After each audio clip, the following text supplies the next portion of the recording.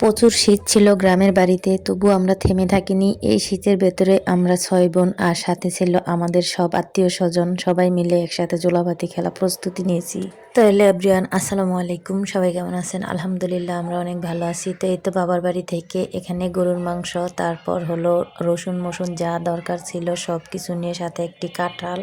আসলে কাঁঠালটা ছিল আমাদের গাছের, এটা ১২ মাসের কাঁঠাল ছিল, কিন্তু কারেন্টের গাছ কাটার জন্য পড়ে গিয়েছিল। সেই কাঁঠালটা মা বাপ দিয়ে রেখেছে আমি বাড়িতে যাব বলে। তো এখন এগুলা সব নিয়ে আমরা চলে যাচ্ছি মেজো বোনের বাসায়। ওই বাড়িতে যেহেতু একা বাড়ি, ওই বাড়িতে খেললেই বেশি মজা হবে, তাই জন্য তো সবাই মিলে হাতাহাতি করে এই তো দেখেন আদা রসুনের থেকে দৌড়ে সব কিছু আস্তে আস্তে কেটে নিতেছিলাম। আসলে সবার তো দরকার হয় না, বাচ্চারা খেলাধুলা করতেছিল আর আমরা বড়রাই কাজ করতেছিলাম। তো এখানে আমি আর আমার বড় বোন বসে বসে কাটাকুটি করছিলাম। আসলে কাটাকুটি করতেও কিন্তু অনেক ঝামেলা, তাই জন্য আমরা বড়রাই বসে বসে কাটতেছিলাম। প্রথমে কেটে নিলাম আদা রসুন, তারপরে এখন এই তো আলু দিব, যেহেতু আলু ছাড়া এতগুলা গরুর মাংসতে একটু আলু না দিলে বাচ্চা কাচ্চারা খাবে কি করে, তাই জন্য একটু আলু বেশি করে দিয়েছি।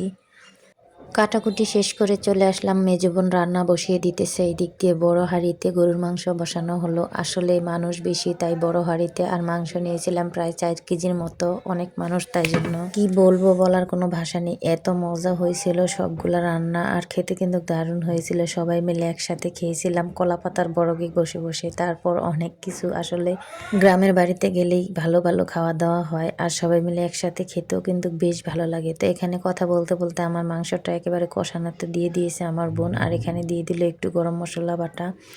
তো এই দিক দিয়ে আবার এই তো পোলাও বসিয়ে দিতেছে, আর ওই দিক দিয়ে গরুর মাংসটা আবার রান্না চলতেছে।